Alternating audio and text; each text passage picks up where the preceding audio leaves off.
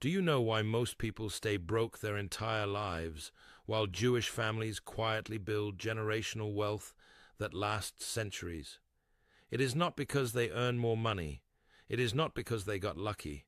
It is because they understand something fundamental about spending that 99% of the world has never been taught. And today, I'm going to expose the 5 things Jewish people absolutely never buy.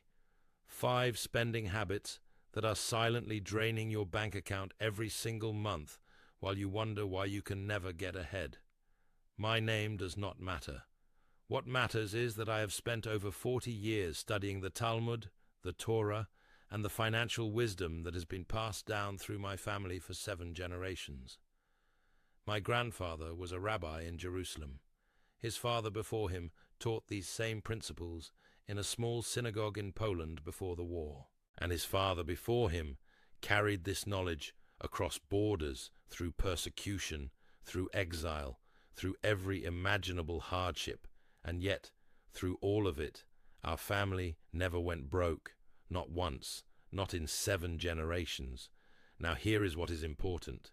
The 5th thing I am going to reveal to you today, the last one, is so counterintuitive that when I first learned it from my grandfather, I actually argued with him about it. I told him he was wrong, and he looked at me with those calm, ancient eyes and said, "One day you will understand." It took me 15 years, but he was right. And when I finally understood it, my entire financial life changed forever. But you need to watch until the very end, because these 5 principles build on each other. If you miss even one, the whole system falls apart. And I promise you, by the time this video is over, you will never look at money the same way again. I learned these principles when I was 19 years old. I had just started my serious study of the Talmud, and I thought I knew everything. I was young, arrogant, and honestly, I was terrible with money. I spent everything I earned. I bought things to impress people I did not even like. I was doing everything wrong, and I did not even know it. Then one evening after Shabbat dinner, my grandfather called me into his study. He had this old wooden desk covered in books and papers, and he sat me down, and he said something I will never forget. He said, "The world will teach you how to earn money, but only the Torah will teach you how to keep it."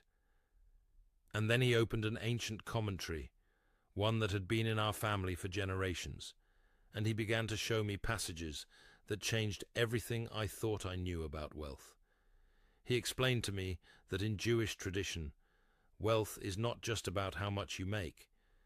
It is about what you refuse to spend on. He told me that the wealthiest Jewish families throughout history all shared the same discipline.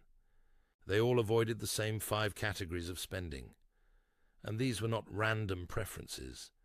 These were principles rooted in thousands of years of Talmudic wisdom, tested and proven across generations and continents. Everything I am teaching you in this video is only the beginning. If you are serious about applying these ancient Jewish wealth principles to your life, I wrote a book called The Ancient Wealth Code.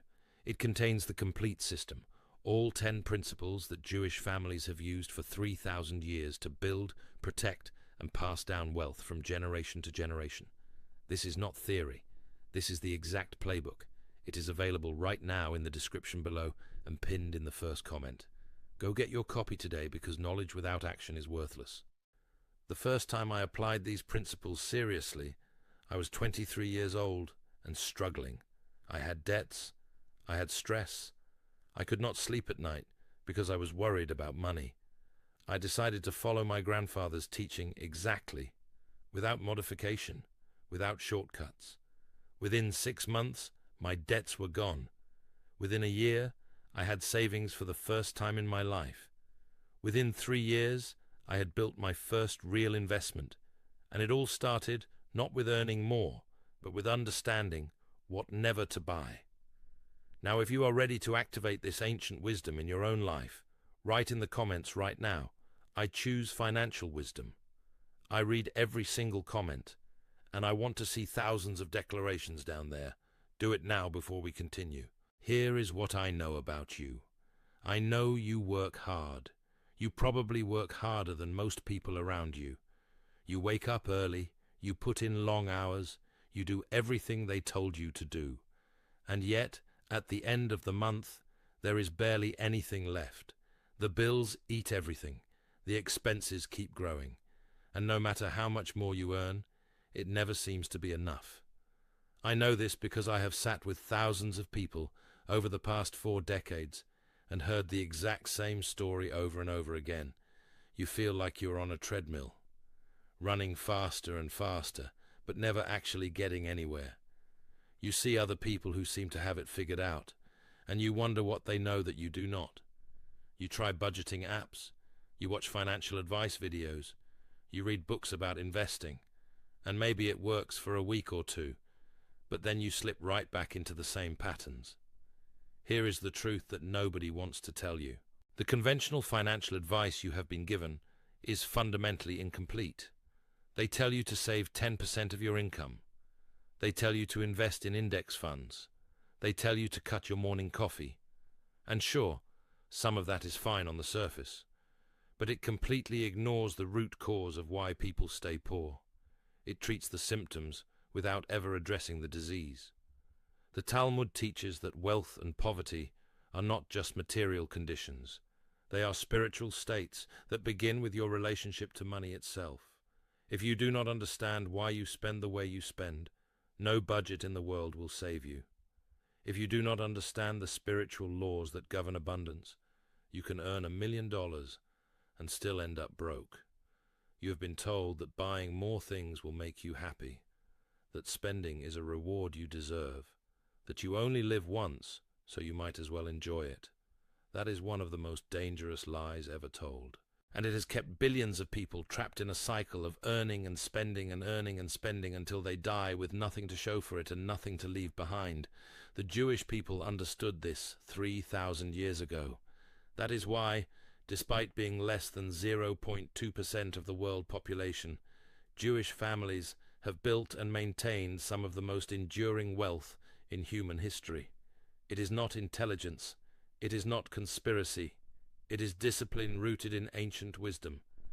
And the foundation of that discipline is knowing what never to buy. Now let me share the framework with you. What I am about to teach you comes directly from Talmudic principles on wealth management that have been studied and refined by rabbis for over 3 millennia. These are not my opinions. These are time-tested laws of financial wisdom that have survived the destruction of empires. What makes this different from every other financial advice you have ever heard is 5 things. First, it operates on the principle that what you do not spend matters infinitely more than what you earn.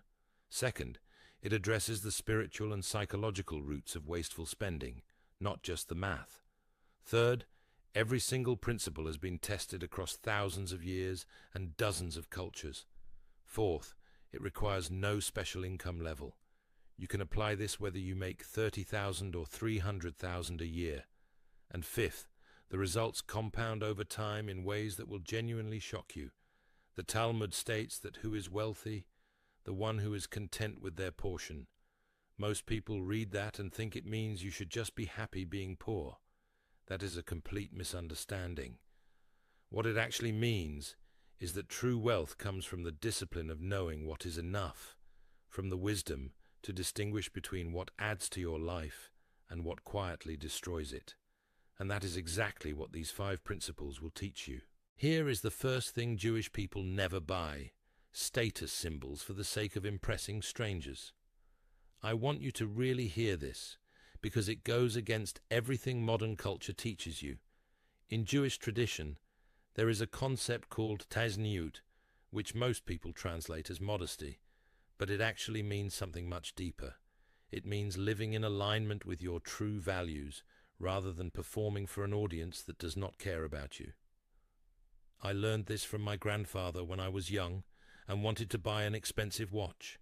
I had saved up for months. I was so proud. And when I told him what I was about to buy, he asked me one simple question. He said, "Who is this watch for?" I said it was for me. And he said, "No, it is for the people you want to notice you. and those people will forget about it in 5 minutes.